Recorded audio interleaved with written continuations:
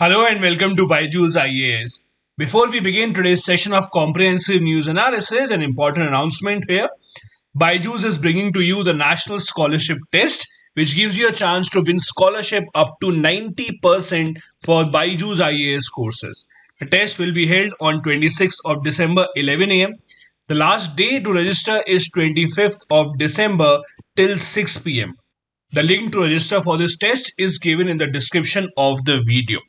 Let's begin today's session with the first article that is written by a renowned journalist Suhasini Haidar, where she talks about India's inability to emerge as a regional leader in South Asia and the reasons behind the same. The author has pointed out about two important aspects of India's foreign policy where India seems to have faltered. Number one, in handling the Afghan issue. The author says that ever since Taliban has taken over Afghanistan, India has lost its leverage that we had made in Afghanistan for the past couple of decades. We have not even made any serious attempt in building a diplomatic channel with the Afghan people, and all our gains that we had made in the past few years now seem to be waning away. The second point that the author talks about is that we are losing a regional battle with China. Despite multiple statements by our political leaders, the fact is that the Chinese military has occupied certain Indian territory, built solid infrastructure, and are not leaving. Not just this, the Indian government's policies with respect to the smaller nations in our neighborhood has not been very inspiring, and most bilateral relations in our neighborhood are not as good as they used to be earlier. Now let's look into the minute details of the article. The author says that since India has not developed any diplomatic channel with the new leadership of Taliban, now we have to contend with the challenges that will emerge out of Afghanistan. Mainly issues related to terror, narcotics, and mass migration that we will see from Afghanistan in the coming years. The author here points out specific decisions of the Indian government which did not turn out to be good. Number one, the author says that India should have anticipated long time back that the US is planning to withdraw from Afghanistan and has made Taliban a partner in the peace talks. This was a good enough signal for India to start its own diplomatic channel with Taliban in order to safeguard all the investment that we have already made in the region and the goodwill that we have developed with the Afghan people. However, we did not do any such thing and thus allowed Pakistan, China, and Russia to take the lead and form a communication channel with the Taliban, which is now giving rich dividend to them. Secondly, as I said, India had made a lot of progress in Afghanistan ever since the last Taliban regime was displaced in 2001. In the past couple of decades, India invested a lot of money in Afghanistan's infrastructure. We offered many scholarships to Afghan students. We offered to train the Afghan national forces, but now when they needed us the most, India has left all of them high and dry. The Indian government, in fact, cancelled all the visas given to Afghan nationals before August of 2021, thus questioning the policy that we have with respect to Afghanistan right now. Thirdly, the author says that since we do not have any presence in Afghanistan as of now, it will hurt us in the long run. In the last Taliban regime, India was clearly opposed to that and thus had offered support to the forces that were trying to fight against Taliban. The resistance front that is trying to fight against Taliban, especially in the Panjshir Valley, does not have any support from India right now as compared to what we had given to them earlier in the 1990s. In the 1990s, as the article tells us, India had supported their families, admitted thousands of Afghan refugees into India, which we have not repeated now. Thus, all the goodwill that was very hard to earn in Afghan people's mind seems to have been lost right now. The government, on the other hand, claims that they are doing their bit. For instance, the government did offer to send food grains to Afghanistan via Pakistan. But as per the author, this initiative will not make up for the shortfalls that we are displaying right now with our Afghan friends. The next area where the Indian government has lagged, as per the author, is while dealing with China. Despite government's multiple claims, there are various sources that confirm that the Chinese army has gathered along the line of actual control and built villages and settled population inside what we consider as the Indian territory. Not just this, they have even brought heavy artillery and placed it in those areas. Now, while China has never clearly spoken about its intentions, there are many experts who claim that there are various reasons why China is taking such steps. For example, it is a fact that ever since the BJP government came to power in 2014, the one area in which they have worked extremely well is for building border infrastructure. A lot of extremely significant roads and bridges have been built by this government in the past 6 to 7 years, especially nearby the LAC. This is seen as Chinese attempt to restrict India's efforts of building such infrastructure in the future. Not just this, China may also want to restrict India's threat to its Xinjiang region and Tibet. As we discussed, Xinjiang is the region where most of the Uyghur population of China resides. Chinese may also want to restrict India's ability to challenge the China Pakistan Economic Corridor and the Belt and Road Initiative of China. Connections are also being drawn to the Home Minister's speech in 2019 after Jammu Kashmir was converted into a union territory. The Home Minister had said that India plans to reclaim the Aksai Chin area, which is right now under Chinese occupation, and the Pak occupied Kashmir, even if it involves using our military power. Most of this is about bilateral relations with China. However, even if it comes to bilateral relations with other smaller nations in South Asia, India is losing ground to China. The author here says that India, by failing to keep its promises to give vaccines to nations such as Bhutan, Bangladesh, and Nepal, has given an opportunity to China to fill up those gaps. One of the other problems with the Indian position right now is that we have been trying to come pretty close to nations such as Japan, US, and Europe as a group. Our attempt to join the Quad is a step in that direction. Now, this positioning of India, when we talk about our growing closeness with Japan and the US, portrays India as an anti China power. The smaller nations in the region, be it Bangladesh, be it Bhutan, Nepal, Sri Lanka, although they do want to have positive relations with India, but they don't like India's clear anti China stand because they are in a position where they have to depend on China also and they have to depend on India also. There's a very famous quote that one of the Bangladeshi ministers made a few years back in an interview where he said that India is like a friend, but China is like a banker. You can't live without both, and none of them can replace each other. We also need to understand that the economic power that China possesses right now, it is extremely difficult for us to displace China and ask the smaller nations to depend on us and not China. Let me give you a very simple example. Let's assume there are two relatives that come to your house and you are a kid. One relative really loves you, admires you, helps you, gives you good blessings, and then goes away. The other relative, when they come to your place, they don't talk to you, they don't interact with you, but while leaving, they hand over a 2000 rupee note to you every single time.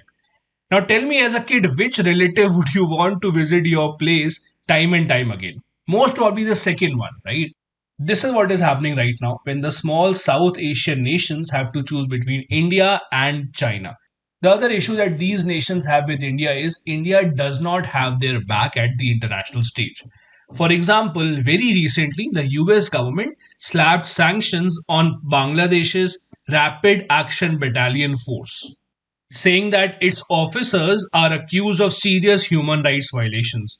Now, this created a lot of disturbance in Bangladesh and protest against America. India, however, did not take a stand in favor of Bangladesh and remained silent on this issue. These are the times when you can distinguish your friends with your acquaintances. Now, let me also show you how India and China compare in the recent past when it comes to helping out the smaller nations in South Asia. As you know, when the second wave was going on, the Indian government had stopped the export of vaccines to countries around the world and decided to keep all the vaccines for our own citizens. Thus, a lot of orders that were given to India by nations such as Bangladesh, Sri Lanka, Maldives were not fulfilled. This gave a chance to China to make up for such orders. For example, in May 2021, Beijing pledged 6 lakh doses of its vaccine to Bangladesh. just a few days after it had warned Bangladesh not to join the Quad because it is anti China.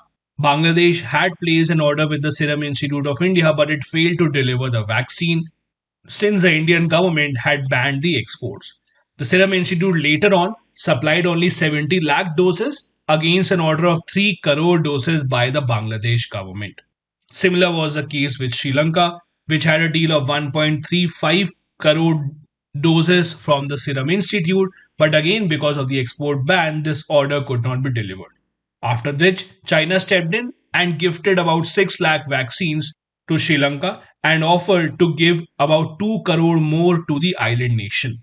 Even Bhutan, that held India with supplying of medical oxygen, could not get the promised vaccine shots from India. Now, it's hard to blame the Indian government for this because, as you know, the Indian government and the country as a whole was under extreme pressure to save every single precious life in India because we were going through the worst time. It's easy to look back and say that we should have delivered on our promises, but when you are in the middle of such a pandemic, it's not easy to prioritize any other country's interest over your own population. Not just the vaccine. If you talk about other investments as well, you will see that China is so far ahead of India.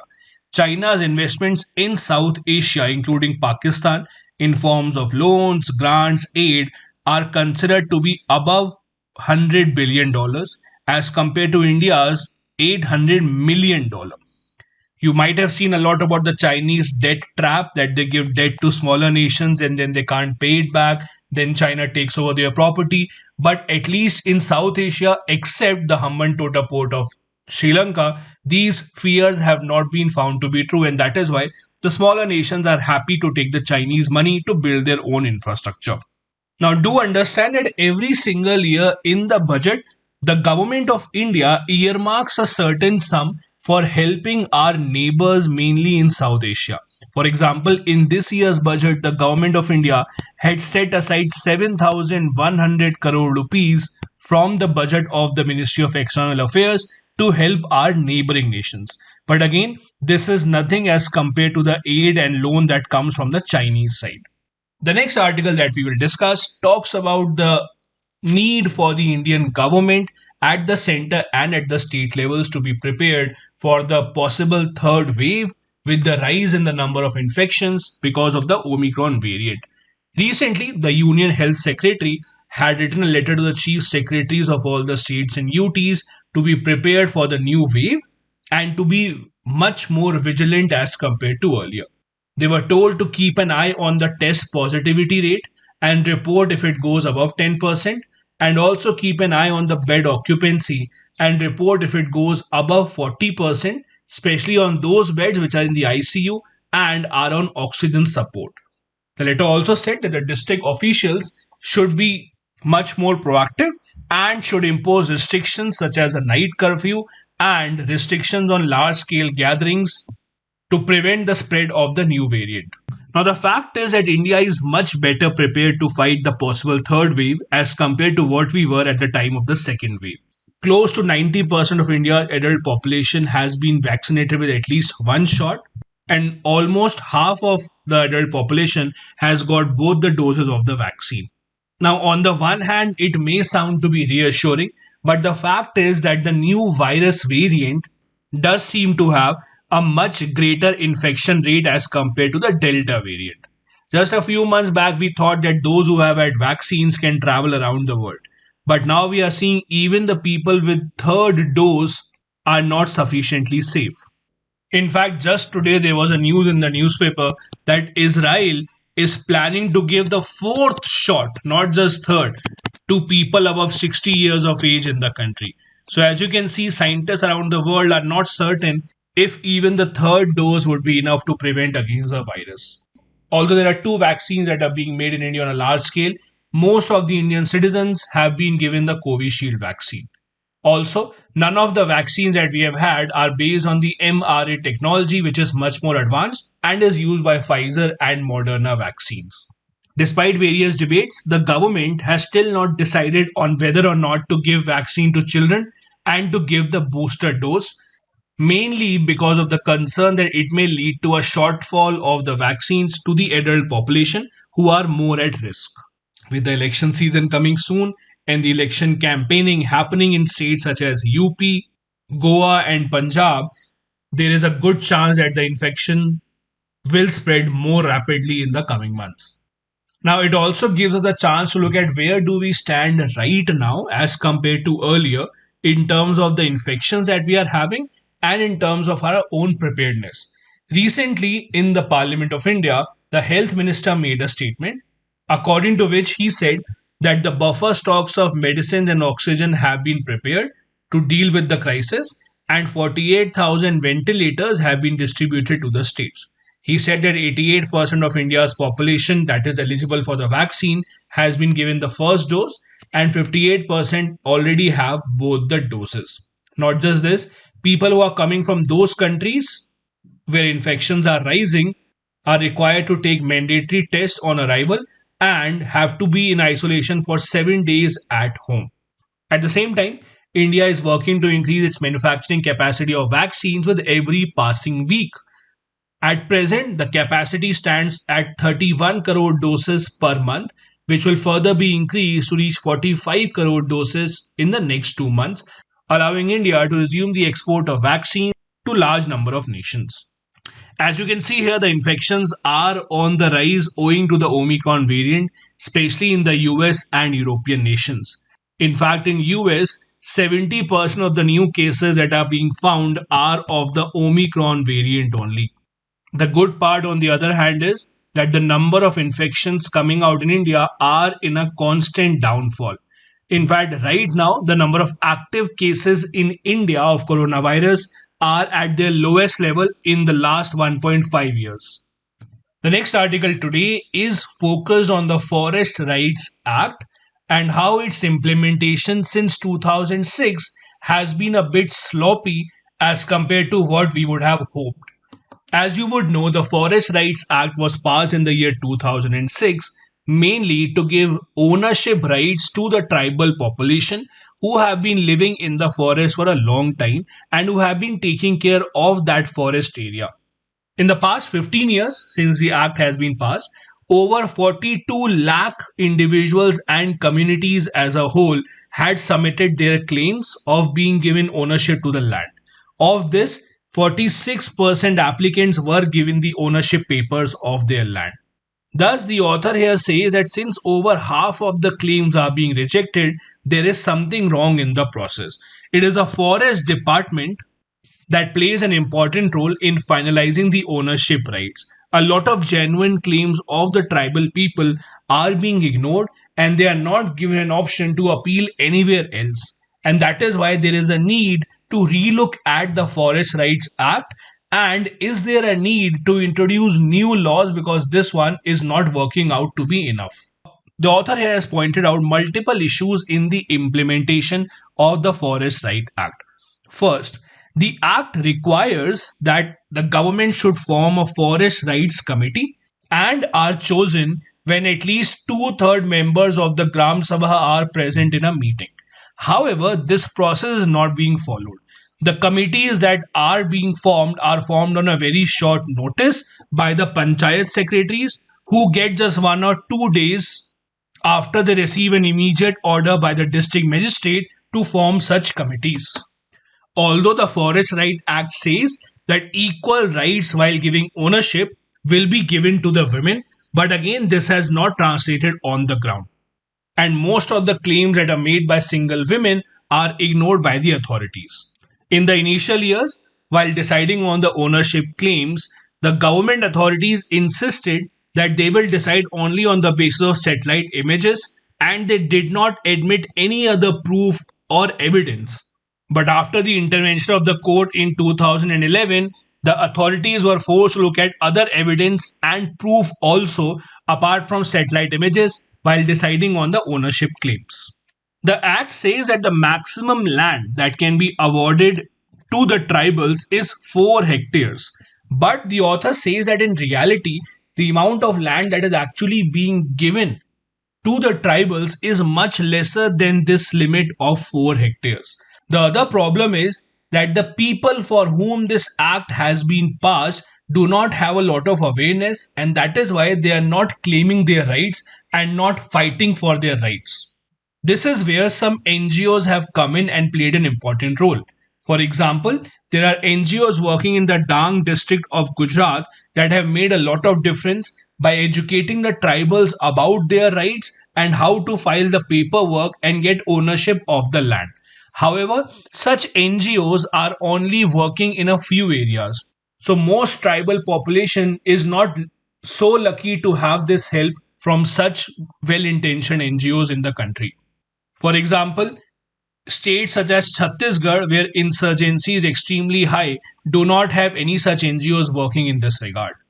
The author also says that the implementation of this act has been very different in different areas. For example, rural areas which are nearby cities have seen a much better implementation of this law, just like many other laws such as Manrega, etc., are implemented much better in these areas because they are close to the cities. At the same time, the government has to look into one other problem.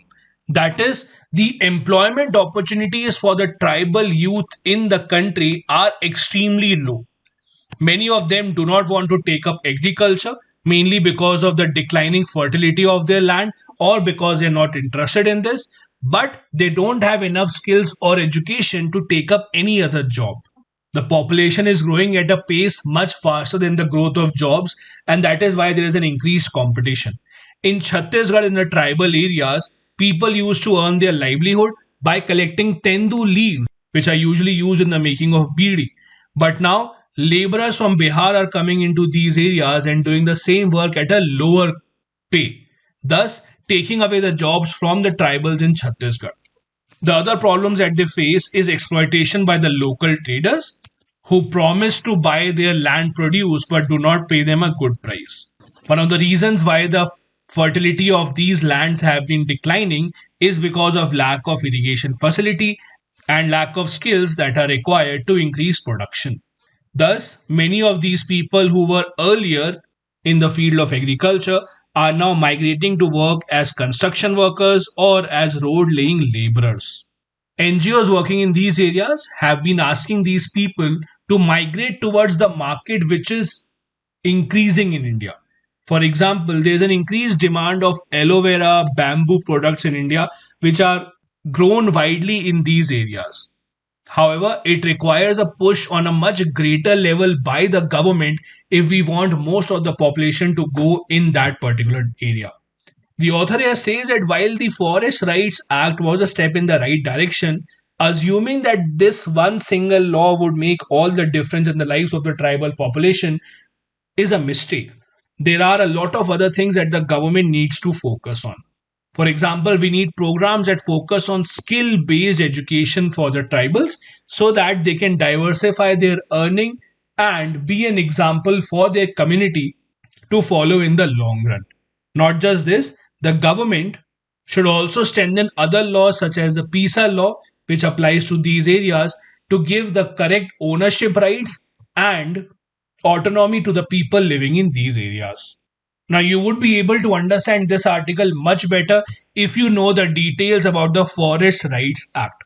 As we discussed, this act was passed in the year 2006 with an aim to give ownership rights to tribal communities who are living in the forest areas for a long time and who mainly depend on the forest resources for their livelihood. The act recognizes the ownership rights of forest dwelling scheduled tribes and other traditional forest dwellers who don't come in the category of scheduled tribes. The Gram Sabha has been given the power to initiate the process of determining the nature and extent of the individual forest right or the community forest right that you would have for that particular area. As we discussed earlier, a maximum of 4 hectare land will be given with ownership rights to the individual or the community. The ownership is only for the land which is being cultivated by the family. Now they can't go to a new land and say, see, I have planted a plant here, so give me this land also. No. So in short, the land area that they have been taking care of for a long time, that will be given to them on paper. They can't go and claim their right over a new land now. The maximum land that can be given will be 4 hectares. Also, they have the right to extract minor forest produce, which does not include timber. They have the right to protect, manage, and conserve their community forest resources, which they have been traditionally practicing. Apart from empowering the tribal population, one of the reasons why this law was passed to make sure that the tribal population of India does not join the Naxal movement. One of the reasons why the tribal population of India has no option but to take up arms and become a part of the Naxal movement is because they don't have any livelihood opportunity, they don't have their own land, and thus they don't really have a secure future. The government, through this policy, wants to educate the youth and wants to ensure that the youth becomes a part of the mainstream by earning a livelihood by themselves. This would also reduce the responsibility of forest officials of taking care of the forest, because now people will get the right to manage the forest by their own, and they will do that considering that it's their own individual land.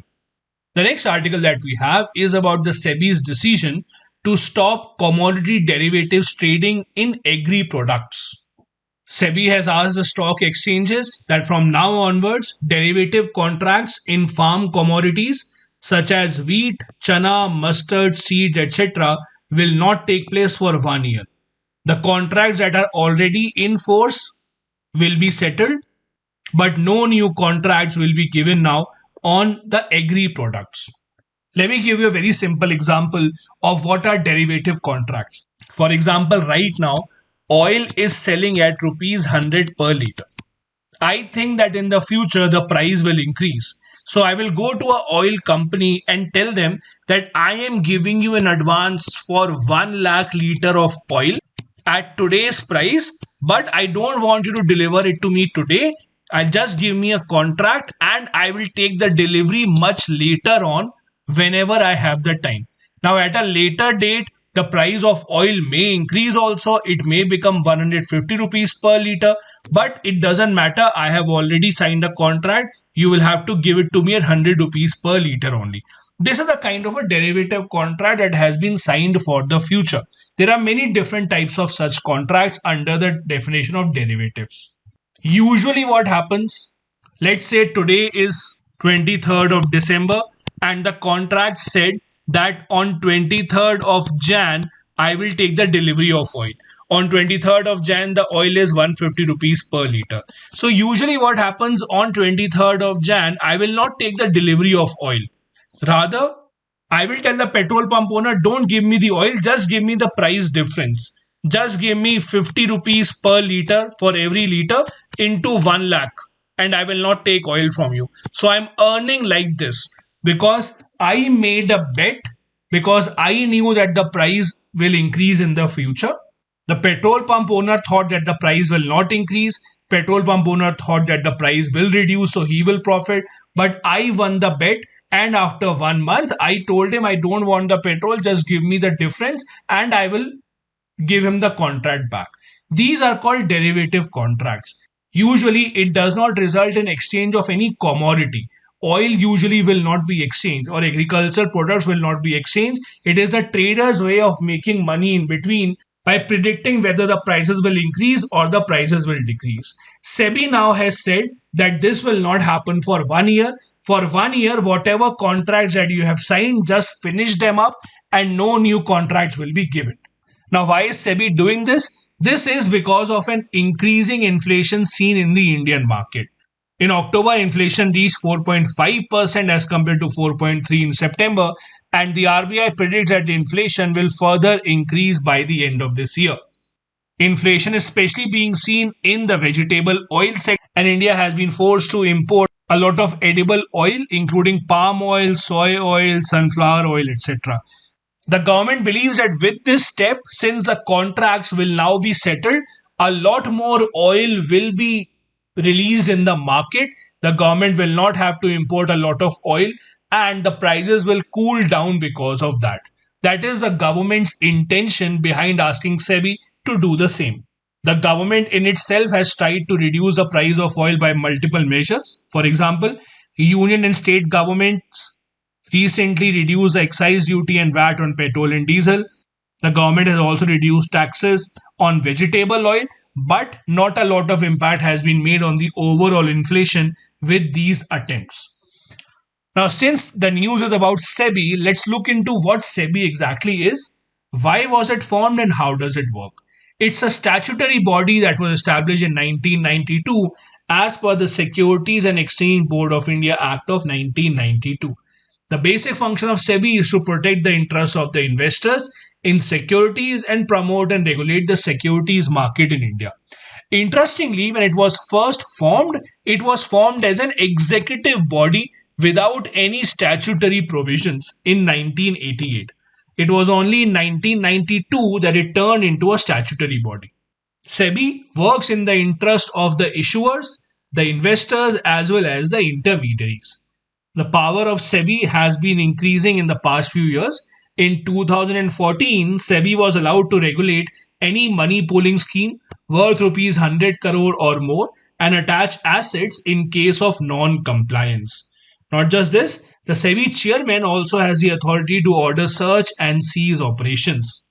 Ever since SEBI has come into the picture, the Indian securities market has become much cleaner as compared to earlier.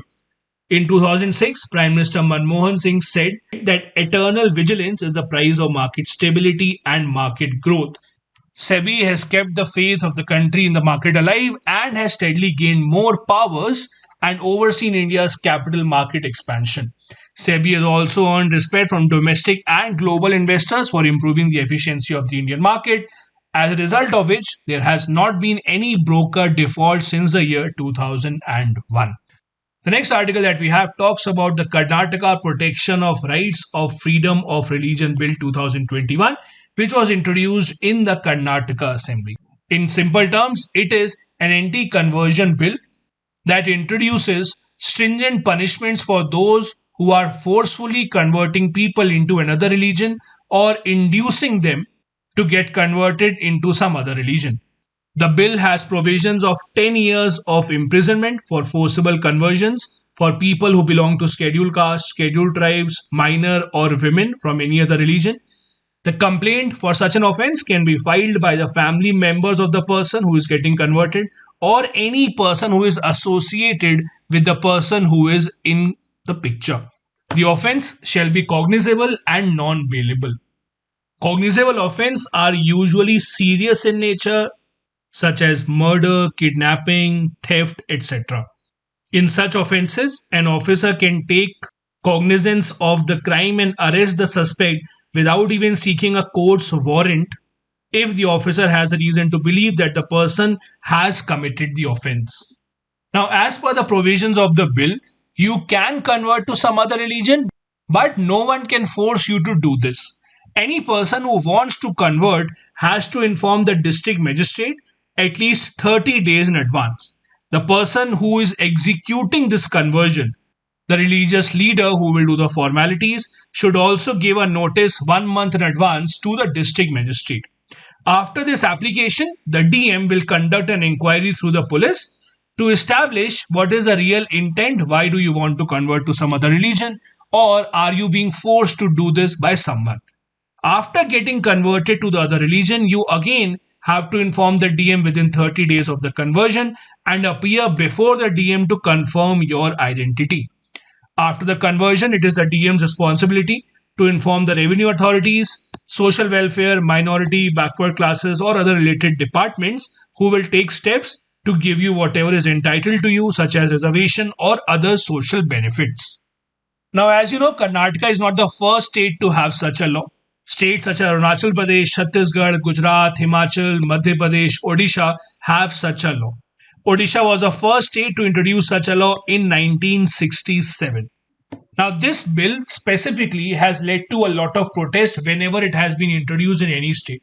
In Karnataka, a lot of people from the Christian community specifically are protesting against this particular bill, saying that it is targeting them indirectly. In the 1980s, as per the experts, such bills, when they were introduced, were targeting the Muslims, but now it is the Christian priests who have been targeted under this bill, as per the experts. Now, there are a lot of arguments both in favor and against the provisions that are contained in this bill.